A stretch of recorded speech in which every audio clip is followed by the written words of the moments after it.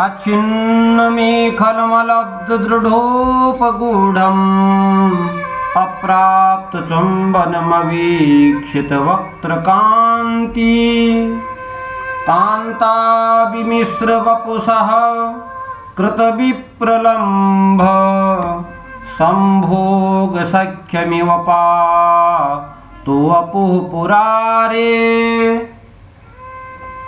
यदपङ्कजरजः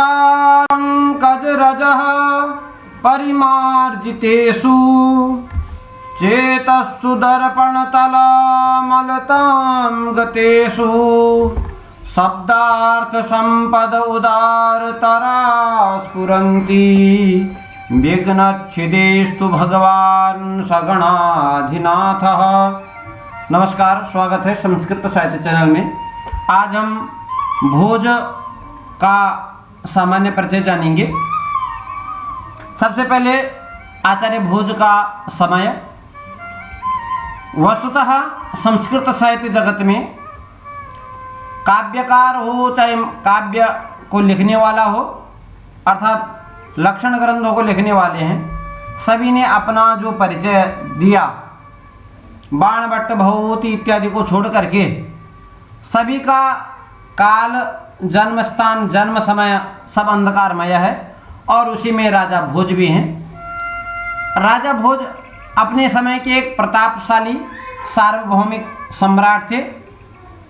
जयपुर प्रशस्ति के अनुसार महाराजा भोज का राज्य उत्तर हिमालय से दक्षिण में मलयाचल पर्वत तक, पूरब में उदयचल पर्वत से लेकर के और पश्चिम में अस्ताचल पर्यंत तक था। पद्मगुप्त परिमल ने नवसाहसांक चरित में जहां मुंज उनके पूर्वजों और नवसाहसांक उपाधिधारी सिंधुराज का वर्णन किया है, वहीं उनके पुत्र भोज के विषय में कुछ उल्लेख नहीं किया है। और उसके ग्रंथ की समाप्ति पर संभवतः 1005 समय रहा होगा। डॉक्टर और उससे ऐसा लगता है कि क्या पता उसके बाद राजा भोज गद्दी पर बैठे होंगे। डॉक्टर बोहलर और हेमचंद्र राय ने इसी आधार पर अनुमान किया है कि आचार्य भोज 1010 ईस्वी में गद्दी में बैठे होंगे। यही कारण है। जैन प्रबंधकार शुभशील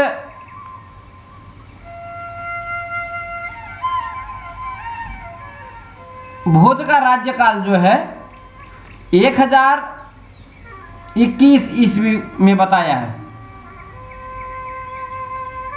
जो प्रस्तुत जो ऊपर हेमचंद्र और बोहलर ने बताया उससे ठीक विपरीत होता। ठीक विपरीत का मतलब है उन्होंने अनुमान तो दिया है राजा भोज का, परंतु उससे बिल्कुल मेल नहीं खाता है। कलहण ने राजतरंगिणी में कहा, काश्मीरी राजा अनेक वर्षों तक सांसारिक भोग करते हुए विष्णुपाद को प्राप्त हुए। उस समय वह और राजा भोज दोनों कवि बांधव एक समान को प्राप्त हुए। यदि इसको समय लिया जाए तो राजतरंगिणी एक ऐतिहासिक ग्रंथ है और उसमें काश्मीर के राजाओं का अधिकतर जो राजा हुए हैं उनका वर्णन प्राप्त होता है। उसी आधार पर इसको माना जा सकता है। बिलहर ने भी विक्रमांक देव चरित में क्षितिपति की तुलना भोज से की है और उक्त अर्थ सत्य मान लिया गया जब हम कहते हैं कि राजा भोज की मृत्यु 1062 के पूर्व हुई होगी, क्योंकि क्षितिपति के उत्तराधिकारी कलश की वही तिथि राजगद्दी प्राप्त करने की है। अब एक क्षितिपति कौन है, आपको पूर्व में जाना पड़ेगा। एक क्षितिपति है अनंतराज।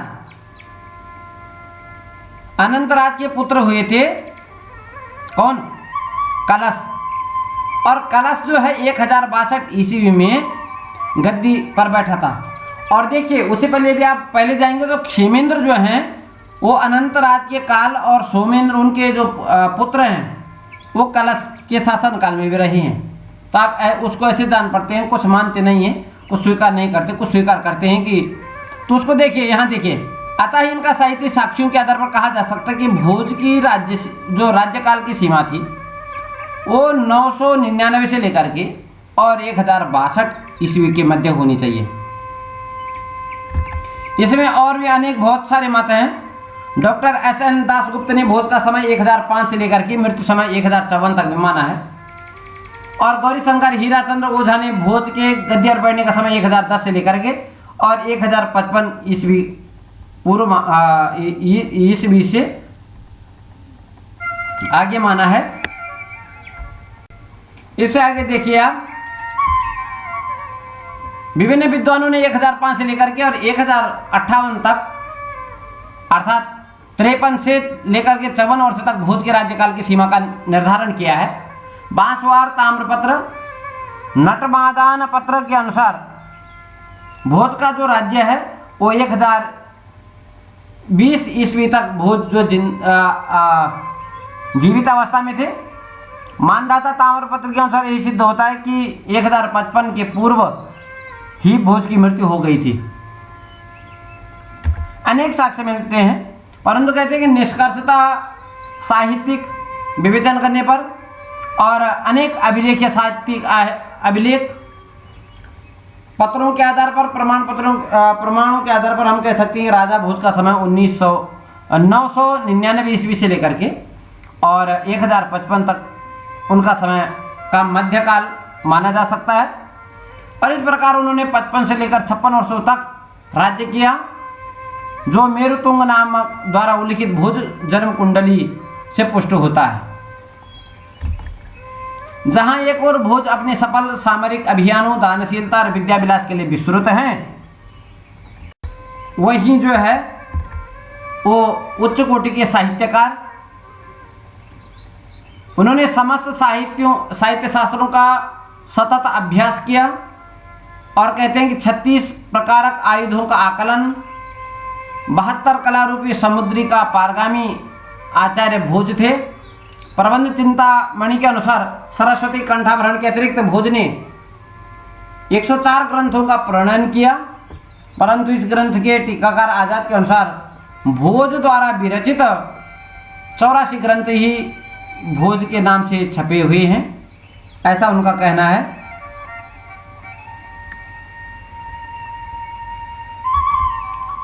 चंद्र प्रभसूरी ने भी भोज द्वारा ग्रथित ग्रंथों का संकेत किया है और इनके अनुसार भोज ने व्याकरण, अब यहाँ पर देखिए व्याकरण के इन्होंने एक सरस्वती कंठाभरण एक साहित्यिक लाक्षणिक ग्रंथ है, काव्य शास्त्रीय अलंकार शास्त्रीय ग्रंथ है, दूसरा व्याकरण ग्रंथ है और भी व्याकरण इन्होंने लिखे हैं। तो सबसे पहले भोज ने व्याकरण, अलंकार शास्त्र, तर्कशास्त्र, चिकित्सा शास्त्र, राज सिद्धांत, वनस्पति, वास्तुकला, आध्यात्म, स्वप्न विज्ञान, सामुद्रिक अनेक विधाओं के अनेक ग्रंथों का प्रणयन इनके द्वारा हुआ।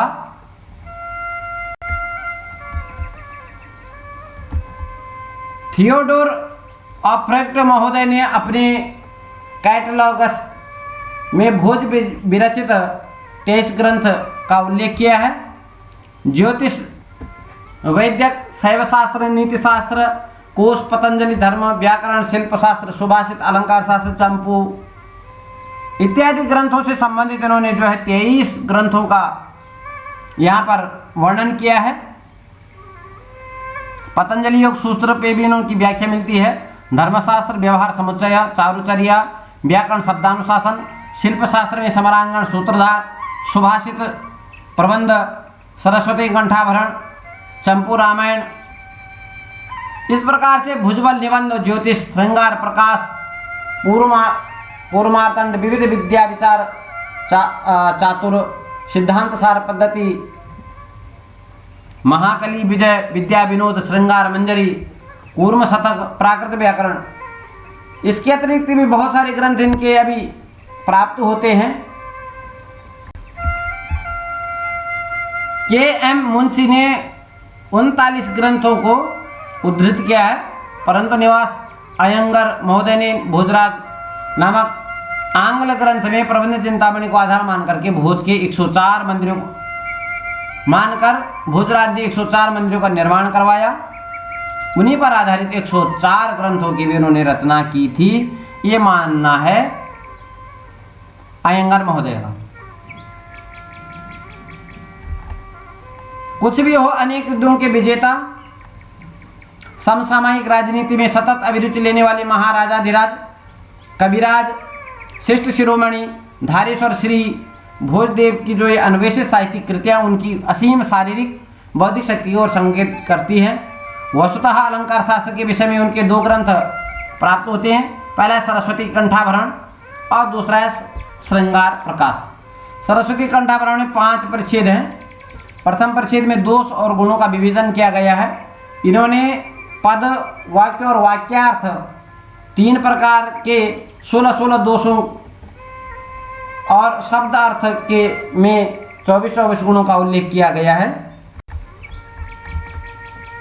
द्वितीय परिच्छेद में 24 अलंकारों का, तृतीय परिच्छेद में 24 अर्थालंकारों का, तृतीय परिच्छेद में 24 उभय अलंकारों का वर्णन और पंचम भाव में रस भाव, पंचसंधि, वृत्ति चतुष्टय का विशद वर्णन किया है। भोजराज का अति विशाल का दूसरा ग्रंथ आलंकारिक ग्रंथ श्रृंगार प्रकाश, इसमें 36 प्रकाश हैं। 8 प्रकाशों में शब्द अर्थ विषयक सिद्धांतों का व्याकरण की दृष्टि से निरूपण किया है। इससे पूर्व में साहित्य शास्त्र की जैसे चर्चा होती है तो शब्दार्थों सहितों काव्यम जैसे इन्होंने भामह के अभिलक्षित करके कहा कि शब्द भी जो है 12 प्रकार का होता है और अर्थ भी येनोच्चारितेन शब्द येनोच्चारितेन अर्थ प्रतीयते, और वह शब्द 12 प्रकार का है और अर्थ भी जो है 12 प्रकार का है और शब्दार्थ संबंध ही क्या साहित्य है और वह भी कितना होता है, वह साहित्य क्या होता है, उसके भी 12 प्रकार होते हैं। तो देखिए यहाँ तो यहाँ सबसे पहले इन्होंने 8 प्रकाशों में शब्दार्थ विषयक सिद्धांतों का व्याकरण दृष्टि निरूपण किया। 9 10 प्रकाश में गुण दोष विवेचन और 11 12 प्रकाश में महाकाव्य और नाट्य विवेचन। 24 प्रकाशों में रसों का शोधन सूक्ष्म और विशद वर्णन किया है। ग्रंथकार ने श्रृंगार रस को प्रधान रस माना है, उसमें धर्म, अर्थ, काम, मोक्ष, पुरुषार्थ चतुष्टय का समावेश इनके द्वारा किया गया है। और राजा भोज के बारे में एक बहुत सुंदर श्लोक है, कहते हैं कि महाराजा भोज के जैसे आज तक न तो कोई हुआ है न होगा। कह रहे हैं मानधाता च महीपति कृतयुगा लंकार भूतो गतः सेतुर्येन महाददो विरचितः क्वासो दशस्यांतकः अन्ये चापि युधिष्ठिर प्रभृतिभिः याता दिवं भूपति न केनापि